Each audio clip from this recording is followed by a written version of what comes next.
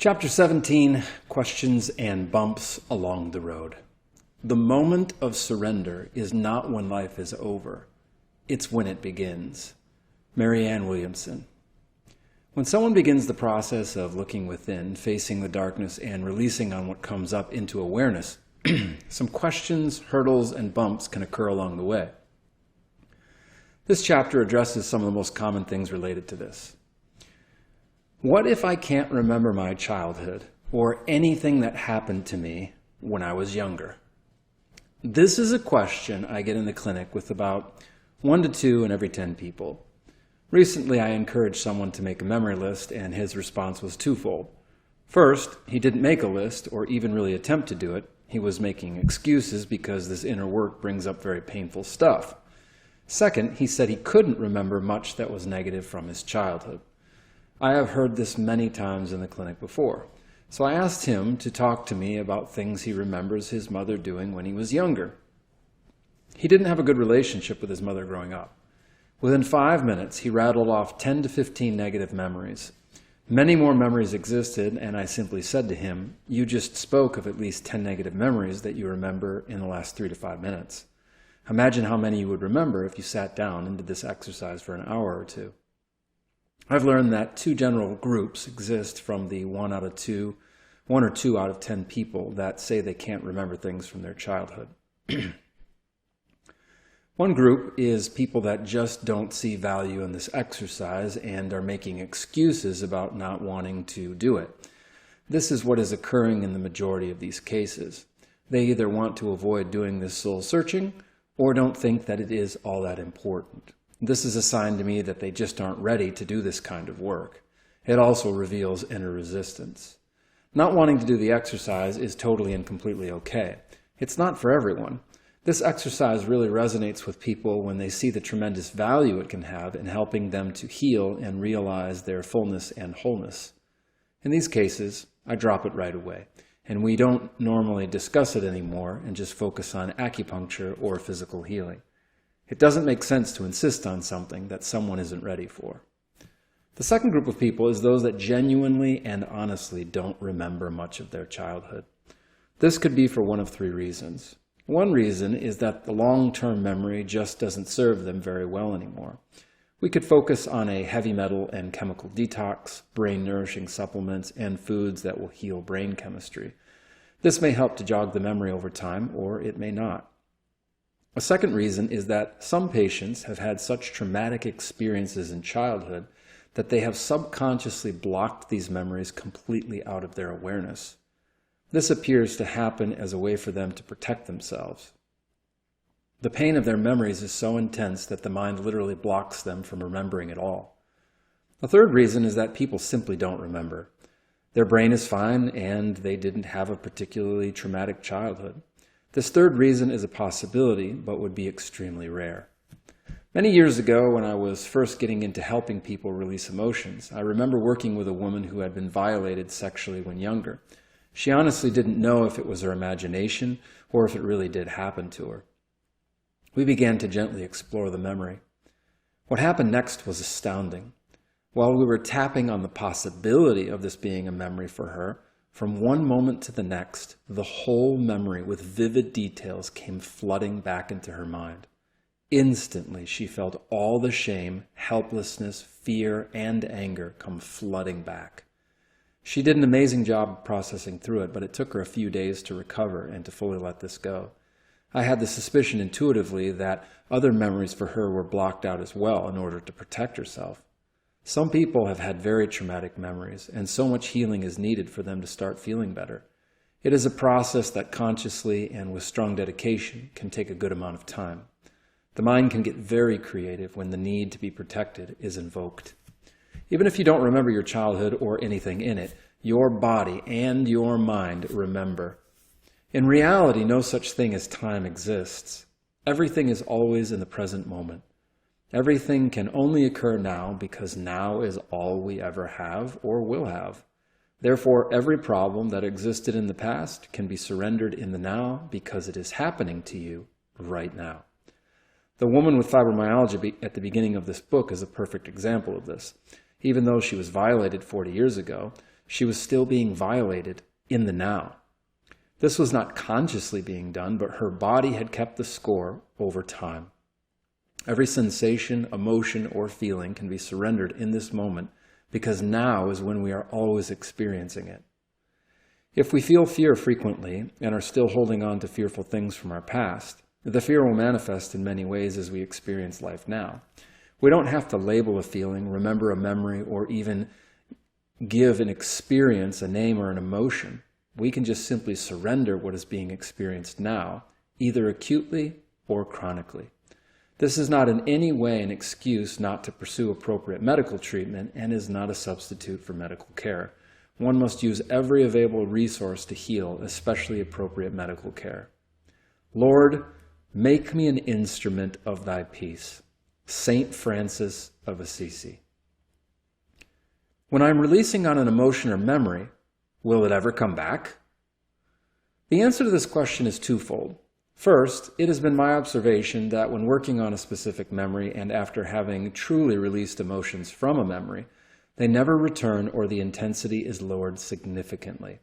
Once it's been processed through, surrendered to God, or let go of, it is gone forever.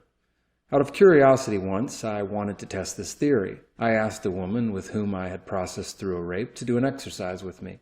When I asked her to think back on when she was being raped, she felt nothing negative at all. In fact, she mentioned to me how she felt sorry for the person who did that to her and actually held this person in a state of genuine forgiveness. This is how we know that healing has truly occurred. Forgiveness and compassion are what is felt towards someone who has done us unspeakable harm. Secondly, I encouraged another friend to pick up a copy of the Sedona Method and begin his inner journey of healing and surrender. He texted me after about 2 weeks with great excitement about his new experiences. He said, "Scott, I've been releasing on all kinds of things and I can really feel the negative emotions and sensations leaving my body. I feel so much lighter and at peace when I now do the releasing." About 4 weeks after this, I got another phone call and he was a little distraught. He mentioned that a significant memory surfaced that held a lot of anger for him. He released on it for about 45 minutes and the anger just wouldn't seem to budge. He called and asked me why. I told him that some things could and do release very quickly from the body. However, certain memories and experiences are so deep and so profound that they take considerable time and diligence to surrender. It is entirely possible to be free of something very harmful that happened to us in a very short period of time. However, at times, surrender to God must happen on a whole different level. Personally, I have released for days on one single emotion or experience. Certain emotions and memories that may be driving the expression of a very chronic health problem may take a significant amount of time to release from the body. Many memories and emotions spanning decades may be fueling something very chronic. Make it your steadfast intention to surrender it all. With this encouragement, he had an intuitive awareness that his anger he was holding on to was going to require tremendous courage and considerable time to face. Negative emotions are finite things. They are not infinite, and an inexhaustible supply does not exist within us. With the complete and total willingness to surrender a feeling or emotion, in due time, the energy behind it will run out. If you do not have the courage or even the will to dive into what you know to be a mountain of negative emotions and memories, just take it one step at a time. If you have resistance about a memory or other feelings, surrender the resistance to the memory first. For example, if you feel overwhelmed about where to start, simply start with how overwhelmed you feel. It is very frequent for me that when I think about sitting down to surrender something that has been bothering me, a certain amount of resistance arises about even getting into the process. I know that on the other side of my negative emotions will be peace and freedom. However, frequently, I experience the resistance about how hard it may be to get into the act of surrender in the first place. Some days I succumb to the resistance. On other days, the grace is given to me to have the courage to face it. Ask God for the courage and the will to face what is inside of you, and grace will show up when it's needed most. In the case of Lester Levinson, the gentleman who created the Sedona Method, he committed to surrender every negative feeling, sensation, emotion, and judgment that arose for him in every instant of the day. He was faced with the prognosis of only living for 6 more weeks and decided to totally surrender. Through complete and total surrender, his body completely healed, and he lived for almost 4 decades longer than expected. Out of this experience arose the Sedona Method. I suspect that when faced with certain death, our willingness to surrender greatly increases. It normally takes something of this magnitude for us to get to the level of commitment to totally surrender. Rare would it be without a catalyst in life for a person to just wake up one day and decide to totally surrender. Dire and grave health problems are normally the wake-up call that people need to pursue this level of surrender. This was also the case for Dr. David Hawkins, author of Letting Go, The Pathway of Surrender. He had more than 20 incurable health conditions, many of which brought him to the brink of death multiple times. He arrived at a point of complete and total surrender, and over the course of 3 years was healed of every one of his health conditions. Both of these men began to experience advanced spiritual states of consciousness that most of the world doesn't think is even possible for human beings. The mind literally goes silent because it has been totally transcended, and a peace that passes mental understanding is experienced.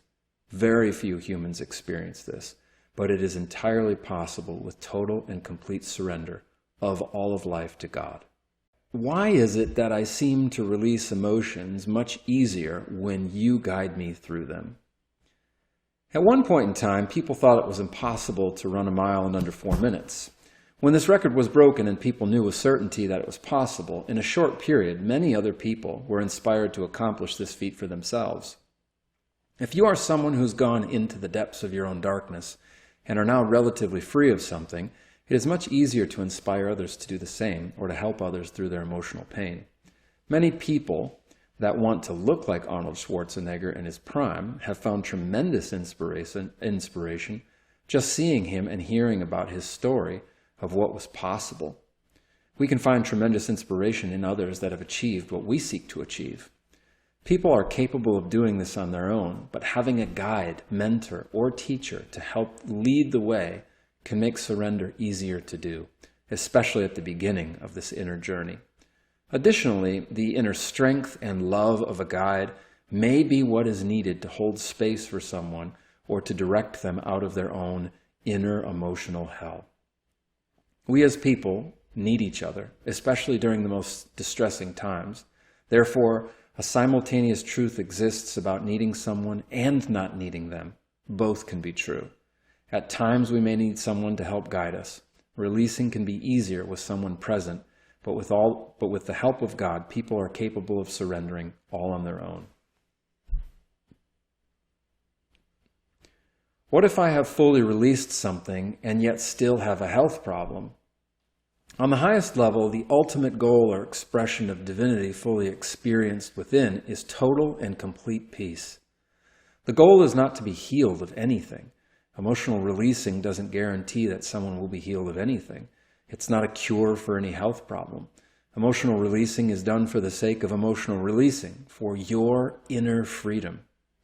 As emotions are continually released and surrendered to God, the mind grows increasingly still and silent. Emotions and thoughts progressively diminish, and their hold on the mind and the body lessens. However, it's been my experience and observation that if someone has totally and completely surrendered something, the majority of the time it will be released from the body.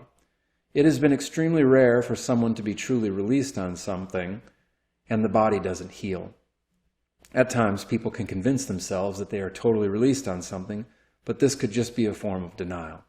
I have had patients where I can feel their inner turmoil, yet on the outside they deny that they are holding on to feelings. Self-delusion is a negative emotion, and some are experts in this emotion. This state of consciousness of total experiential peace is exceedingly rare among human beings. But if one has truly surrendered something and is at peace, one will not care if they have a health condition or not. When the mind is at peace, one literally could care less about what is being experienced in the body. Pain is one thing, but suffering is entirely different. They are not the same thing. The body can be in pain, yet one is so completely surrendered and in peace that no suffering is actually occurring for them. If they are not suffering, pain will be experienced completely differently than how humans normally experience it. Dr. David Hawkins went through multiple major surgeries without anesthesia due to this fact. Anesthesia is a consciousness-blocking agent, but if one is fully surrendered within consciousness, one's experiences within all of consciousness are handled, including what is happening in the thought in the physical body. It is entirely possible to be free of suffering emotionally, but be in significant pain physically. One last factor that must be considered is that over time, the body, cells, and protoplasm naturally age and decline. In the later stages of life, it may be nearly impossible to physically heal a part of us because having an aged body is part of being human. Therefore, the process of growing older must be surrendered too. The body may not be able to recover or be like it was when we were younger, but we can surrender it, be at peace with growing older as well. Resisting the aging process will undoubtedly make things worse. Growing older with grace, peace, and understanding is the ideal way. How do I know that I have really surrendered? When you have completely surrendered, you will be totally at peace with whatever it is that the mind is focused on. I still have days occasionally when I feel a little down, discouraged, depressed, unmotivated, or any other negative feeling. Previous to embarking on the inner journey of surrendering these feelings, they were very intense. I would rate them at like a 9 out of 10 or a 10 out of 10 constantly. Now they are qualitatively different in feeling, duration, and intensity. Certain emotions are experienced much less often, and when they do crop up, they're only experienced at perhaps a 3 out of 10 or a 4 out of 10 or less. In fact, the pathway of surrender can lead one down one of two roads. One road is the increasing possession of just feeling progressively better as you surrender more and more. When I feel a little down, I have the know-how and the tools to be able to sit with, notice, and welcome what I'm feeling in the moment. I generally don't fear it, push it away, escape from it, or feel helpless to do anything about it. With the intention to welcome any emotion, feeling, or sensation that arises, surrender usually is soon to follow. Another road that may be followed in which things that were impossible to handle before will now arise because you have the inner resources to deal with them. In other words, because you've been surrendering things in your life, even deeper things may now arise that need handling. With constant surrender, you gain completely new inner resources, not because of what you have done, but because of the expression of divinity that now emanates from within you. Another way of saying this is that life may continue to throw problems your way, but since you have a totally different way of seeing them and experiencing them, they may appear to be even more complex and difficult because they will require a much deeper level of surrender than you experienced before. Even then, it may not be perceived as a problem due to where you are within your conscious experience. Saying that something is a problem is a judgment. A judgment is a duality. On the highest levels of consciousness, duality and judgments drop away, and the mind is only left with total peace and love, which are states of non-duality and non-judgment. A difficult situation may present itself in your life simply to aid you and deepen your level of surrender. Instead of asking, "Why me, God?" or "Why do I have this problem now?" a deeper level of intuitive awareness arises.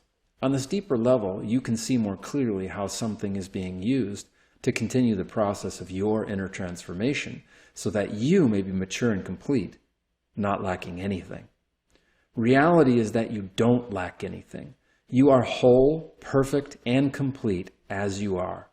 But if you feel like you do lack, it is just one more thing to surrender. Lack is judgment and duality. Wholeness is non-judgment and non-duality. How do you really welcome an emotion, feeling, or sensation in the body? It is our conscious or unconscious resistance to our experiences that continue to cause problems for us. For example, if you are totally at peace with having a particular health problem, it won't be perceived as a problem for you, even if you continue to have it. When total peace is experienced from within, The world could be falling down around you, and you will be totally at peace with it. Peace is an unshakable and immovable inner experience. What is out there will not be able to influence what you feel in here. Peace is not equated with inaction, though. People may tend to think that peace, love, and joy are states in which you check out of the world and don't do anything. This couldn't be further from the truth. These states of being have driven the most profound moments of consciousness in all of human history. The individuals that truly embodied them have been the catalysts for most of the profound changes the world has ever known. Modern examples of people that embodied this peace were Mother Teresa and Gandhi. When most people feel pain or discomfort of any kind, it is resisted, either consciously or unconsciously. Pain brings up various inner programs, emotions, judgments, and belief systems related to our experience of pain. When you place your hand up against mine, and together we push against each other, much like arm wrestling, this resistance to each other's pressure over time will cause physical discomfort in both of our arms. We may begin to feel weakness, soreness, and even pain if the pressure is resisted long enough. However, if from one moment to the next you or I decide to welcome the pressure, all the symptoms in the arm that arose from the resistance would disappear. When we stop resisting our emotions with grace, we permit them to go, and then we become free. Another more crude analogy would be what would happen when people resist being arrested. Even if you didn't do anything wrong and it was unjust for you to be arrested, resisting arrest never fares well for people. When people resist being arrested, the consequences can be mild to quite severe. They get cuts, scrapes, bruises, dislocated body parts, and in certain cases, even broken bones. Things of this nature rarely, if ever, occur when people are not resisting arrest. Alternatively, I only get to see my best friend 1 to 2 times per year. When I see him, I fully and completely welcome him in every way. My arms are completely open, my countenance is positive, and I am smiling. When we go hug each other, we give each other a strong embrace. We're excited to see one another. We are in a state of fully welcoming each other. This is what it means to fully welcome what you're experiencing in the moment. Do this with your negative emotions. Embrace, open, and smile into them. Things can have little power over us if we are fully welcoming them in the moment. Try to welcome your problems like you welcome seeing your best friend or someone that you really care about. Notice all of the various ways that you are resisting whatever problem it is that you are having in the present moment. The experience of any negative emotion, thought, or sensation that is being judged as bad, wrong, or painful is resistance. Always try to bring awareness into what the problem or the driving motive within you is and the underlying resistance you have for the problem. What are the main drivers behind why we experience our problems? The philosophy of the Sedona Method explains the main drivers behind why we hold on to and resist life. The underlying motives of our negative sensations in the body, memories, or experiences are normally because of 4 main things. They are wanting approval, wanting control, wanting security, and wanting separation. Let's say that you are struggling, broke college student, and your car just happened to break down. Again, you check your underlying emotion, and it is mostly fear. You're afraid. Where will you get the money? How will you pay your bills? How will others perceive you knowing that you're having financial struggles again? You're going to have to ask your parents for more money again, and you don't want to do that.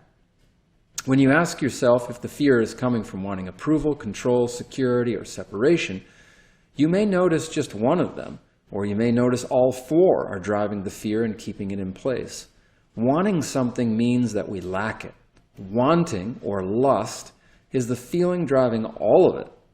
So all we have to do is let go of the feeling of wanting that we notice. A first question to ask yourself could be, could you let go of wanting to change this situation? The mind likes to think that if you let go of wanting to change something, that nothing will get done. This couldn't be further from the truth. Wanting to change something means that you lack. If you want something, it means you don't have it. The reality is that your true core lacks nothing. You are whole, perfect, and complete already. When you let go of wanting to change something, you allow openness and spaciousness to be experienced, which often opens up the very means for something to change effortlessly. Let's say wanting approval is driving this fear. You want to be independent, make your parents proud, and be able to take care of yourself. But you're broke and you need their help. You want your parents' approval. The car breaking down generates fear that you will somehow lose their approval, or they will disapprove or reject you because you were the one that bought this old junky car in the first place. When you ask the question of could, this implies ability. So you say, could you let go of wanting their approval? Next, you could ask, would you let go? Would implies volition, like you're just going to do it. And then another question is, when will you do it? That is an invitation to do it in this moment versus sometime in the future. Continue to ask yourself these questions until you feel the release of whatever emotion you're focused on. Or you could also tap on this with the following setup statement. Even though I'm afraid my parents will reject me, I choose to love and accept myself. Let's say wanting control is driving the fear. You try to get ahead, but something always continues to happen that's out of your control. You want to control what is happening to you. You want to make the situation be exactly the way you see it in your mind. So you struggle and struggle to get ahead, secretly controlling everything. If you feel like you cannot control things in your life, it brings out a real sense of fear. People who control things are normally just afraid. Could you let go of wanting to control? Would you? When? Continue to ask yourself this question until you feel released on it. Or you could also tap on this with the following statement. Even though I'm afraid, struggling, and wanting to control this situation, I choose to love and accept myself. Let's say wanting security is driving the fear. You don't feel safe and secure in the world because of this added expense of $700. You are afraid of not being able to pay your car insurance, heating bill, and water bill this next month. The car breaking down and not having enough money does not make you feel very safe or secure in the world right now. Could you let go of wanting safety and security? Would you? When? Continue to ask yourself this question until you feel released on it. Or you could also tap on this with the following statement. Even though I have no idea how I'm going to pay my bills next month, I choose to love and accept myself. Let's say wanting separation is driving the fear.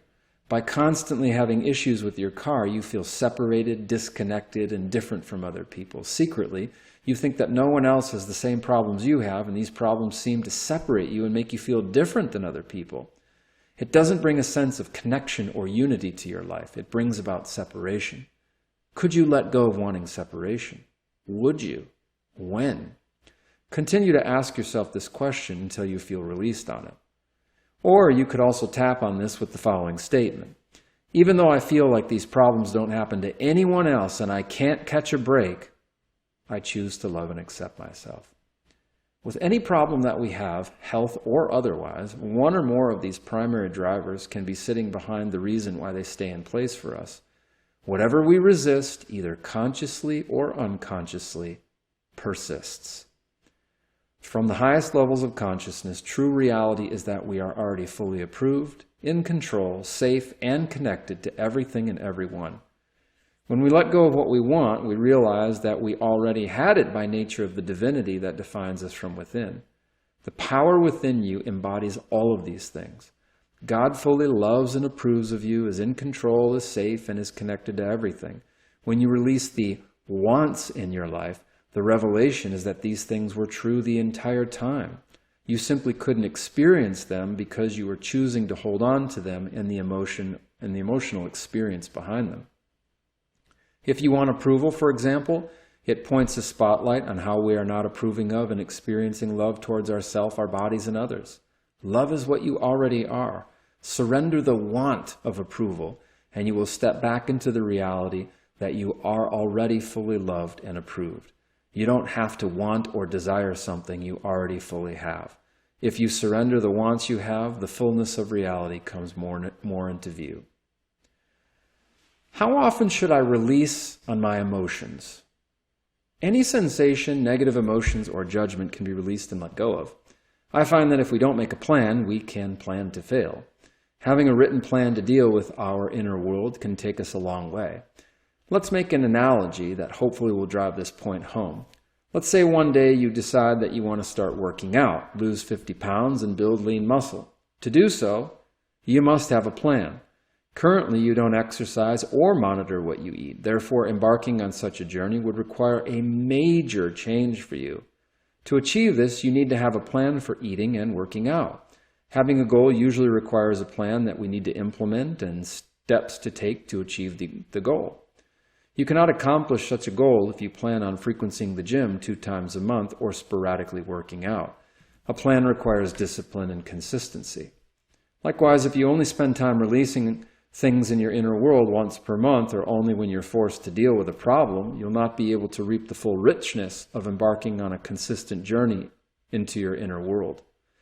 When we make a practice out of something, we give ourselves the ability to experience the fullness of what making such a choice can mean for us. Just as we set aside an hour to go to the gym 3 or 4 times per week to have the body we want, the same case can be made for letting go and experiencing the fullness of our being. After we've made a memory list, make a concrete plan on how to process through each emotion and memory. When you set aside 1 to 2 hours each week to process through 1 memory per week, you will be able to process through 52 memories in a year. Next, you could divide things by topics such as money, relationships, work, sports, etc. You might spend a couple of months only dealing with the emotions, belief systems, and thoughts surrounding money. A great tapping book that explores this very theme is called Tapping into Wealth by Margaret Lynch. Another exercise that you could do once per week is to remember all of the activities that occurred throughout the week, paying particular attention to the times and places you felt negative things. Write down what comes to mind and then release on all of what comes up for you. Throughout the course of the week, so many things can happen that we dismiss or don't pay much attention to. But if we place our attention on them, we can easily enter into a space where seeing these things and processing through them can bring a profound depth and richness to our world. We can also release on positive emotions. Releasing on positive emotions is not talked about very much because in the releasing process, we focus mostly on the bad that has happened or is happening to us. But we can even surrender positive emotions to God. For example, happiness carries with it a certain good feeling and experience. Being happy is wonderful when it's truly experienced, but joy is an entirely different level of experience. Happiness is a much richer experience emotionally than any negative emotion. However, happiness is not love, joy, or peace. Happiness still lacks, whereas love lacks nothing. We can consciously surrender the happiness and progressively experience even more joy. Continue to notice the resistance you have to even feeling positive things. Many times I see people that don't make time for themselves to process through their emotions outside of the clinic. They are at the mercy of everything and everyone else, thinking that the most loving way to be is by constantly making sacrifices for everyone else. The ultimate price for this is that their own health is sacrificed. It can come to our attention when a health problem arises that we are paying more attention to everything and everyone but ourselves. Or many minimize taking care of themselves until the problem has progressed to a stage where it might be impossible to ignore and will be much more difficult to heal from. Many people feel badly for thinking about taking time out for themselves for self-care. They feel a tremendous sense of guilt about even doing simple things for themselves. I wouldn't have believed this until it came up as a constant theme in the clinic. Making time for yourself is a radical act of self-love. Set a goal, make time for yourself, and give yourself the care that you need and deserve. How do you get started processing through things? Simply setting aside 15 minutes of time each day to engage your emotions is well worth it.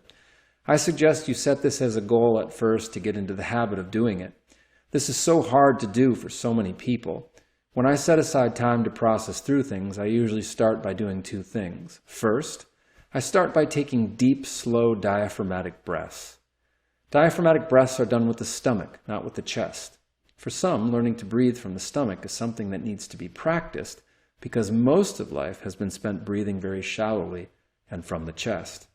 Focusing on your breathing is the first thing that is done in most meditation practices.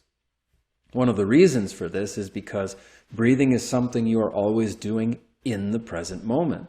When you are focused solely on the breath, you are not in the past or the future, you are right here and now. Now is the only time you really ever have. The reason we are able to let go of our past now is because the past is only experienced now. We can feel the sting of the past now.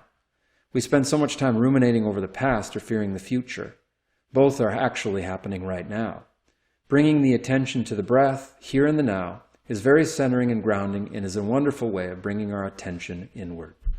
Secondly, I usually spend time noticing and focusing on the resistance I feel in the present moment about not wanting to turn inward and face my emotions. To be honest, 97% of the time when I focus inward, my attention is brought to negative things that are waiting to be released.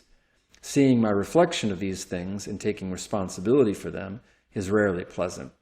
Therefore, a small part of me resists digging into this process every single time. Once attention and intention are brought to the resistance, it usually releases very quickly.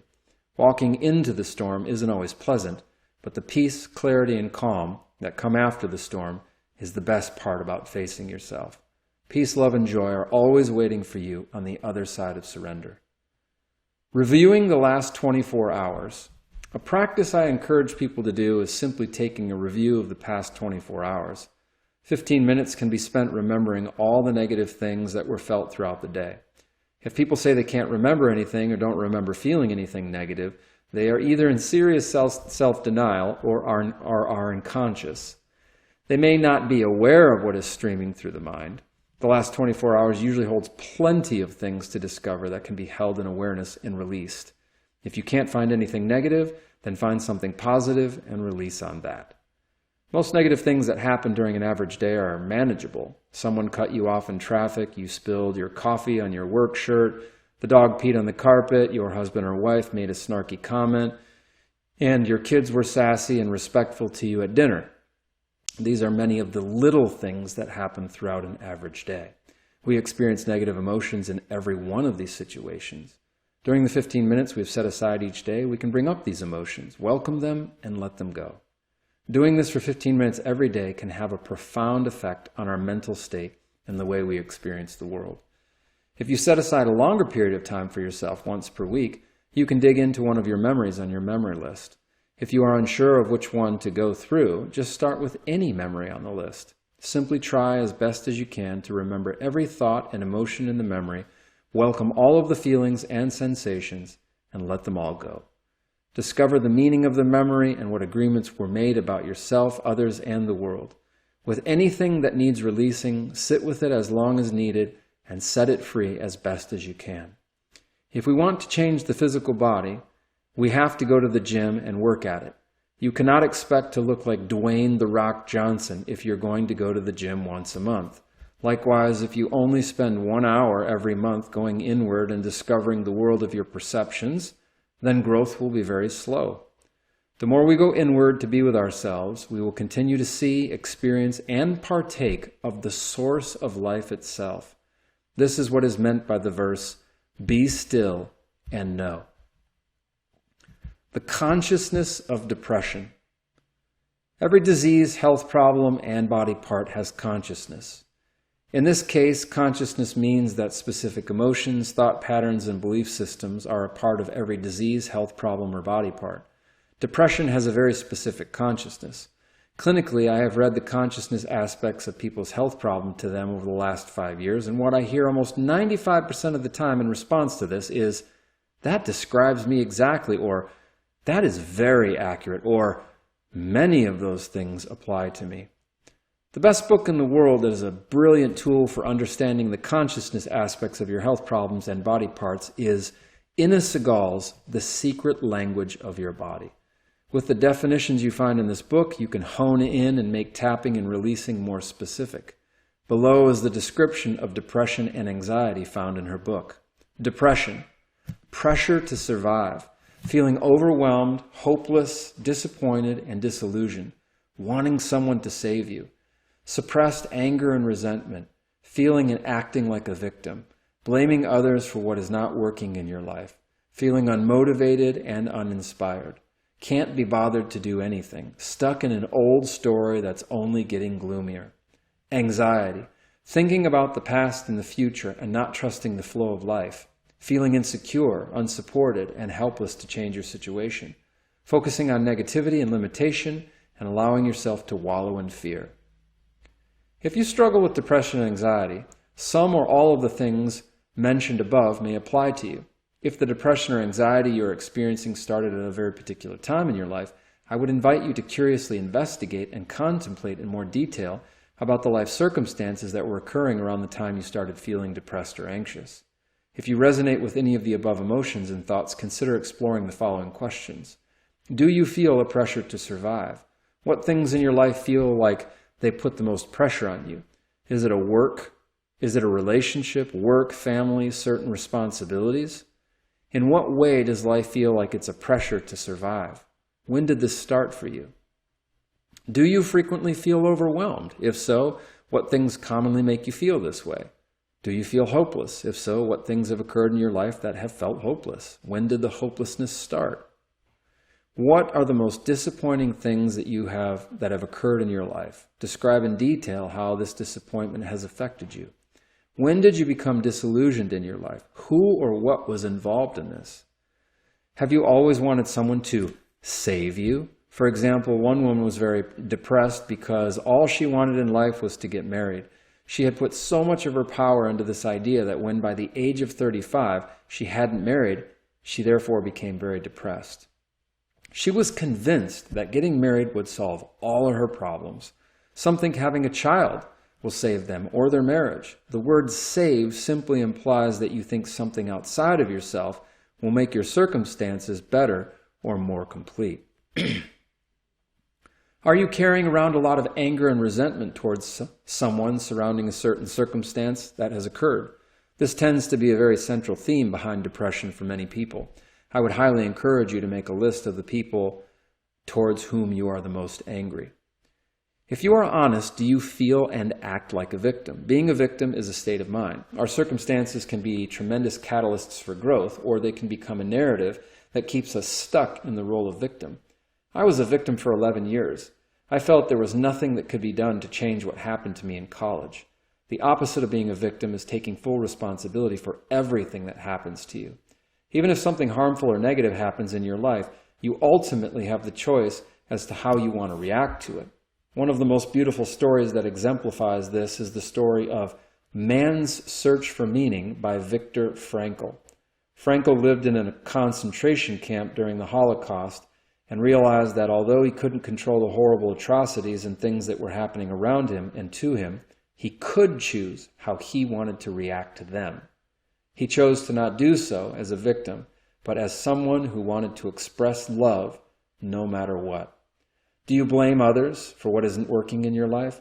This is very similar to being a victim. Do you find yourself complaining about the same things over and over again? For example, traffic, parents, significant other, kids, the government, the disease you have, etc. When we blame others, the emotion that is usually behind the blame is anger. Who or what are you blaming? Do you feel unmotivated or uninspired? When did it occur to you that the winds of inspiration were swept from you? Do you feel like you can't be bothered to do anything? Most of the time, a very specific reason or theme exists that serves as the fuel for why you might not feel like doing anything. What is this theme or reason for you? When did someone or something crush the inspiration in you? What is the old story of your life that continues to get gloomier and gloomier over time? What is the story in your mind that has been replaying over and over? Do you constantly find yourself thinking about or secretly ruminating over something that happened in the past? Did a particular event occur in which you felt very afraid that you knew had a major effect on you? Are you constantly thinking about the future and projecting fear into what may or may not happen? Fear usually projects itself into the future. Do you find yourself constantly worrying about things? Do you feel insecure about your body, yourself, your abilities? What are the memories in your life that have been a source of significant insecurity for you? Do you feel unsupported in life? If so, why? Do you feel helpless to change your situation in life? When was a time in your life in which you felt the most helpless? Do you find yourself constantly focused on negative things or limitations in life, or things that can go wrong instead of what is going well in life? I had one mom contact me because her kids were always getting sick. After getting to know her, it became very apparent that she was constantly projecting fear into their lives. She wanted to control everything because she was always afraid that they were going to get sick. Anything the kids did, she was afraid they would get hurt, sick, or that something bad would happen. When she let go of her fears, the children started getting sick much less frequently. Instead of being afraid around them, she was able to love them better. Our emotions can directly affect those around us, especially children who are sponges and absorb everything until a certain age, including the emotions of those around them. Fear is very powerful. If you're like me, the temptation at this point is just to read over the above questions, but not really sit with them and engage them. Instead, I encourage you to really engage each question. Grab a pen and paper. Write down the memories, thoughts, and emotions that come into your mind as a result of answering the above questions. The essential root of the problem as to why you are depressed or anxious could be hiding in plain sight in one or more of your memories. Answering the above questions may take you hours. This is completely normal. Take all the time you need. These are critical things, crucial things we are talking about here. Once you have really delved into the above questions and things begin to reveal and unravel themselves, you can then use the tapping process or the Sedona Method to let go of those emotions and memories. For some people, simply talking about what has happened to them or becoming more aware of things can be very helpful. This can be a mild form of letting go, which is why counseling and therapy can be very helpful. However, this was not the case with me. I knew I was angry at God, felt abandoned, and constantly talked about how angry and abandoned I felt. But talking about something and actually letting it go are two very different things. Sometimes we get a lot of juice by rehashing our story repeatedly to the next person who will hear it. We are getting attention, sympathy, pity, or whatever. Sometimes we can continue to hold on to our destructive narrative simply because we are not willing to let go of the payoff or the juice that that narrative is giving us. Would you rather be free of the problem by letting it go, or would you rather continue to have the problem and the payoff that you're getting from it? Exploring what is inside of us with no judgment or condemnation, but with curiosity and wonder, can be the start of really understanding why you have been depressed or anxious. Most of us over-identify with our bodies and emotions. Our emotions and physical body are not who we are. Many people think they are their bodies, thoughts, or emotions. We claim possession of them. The body will one day fade, and our attachment to it is something that we can let go of with love and understanding.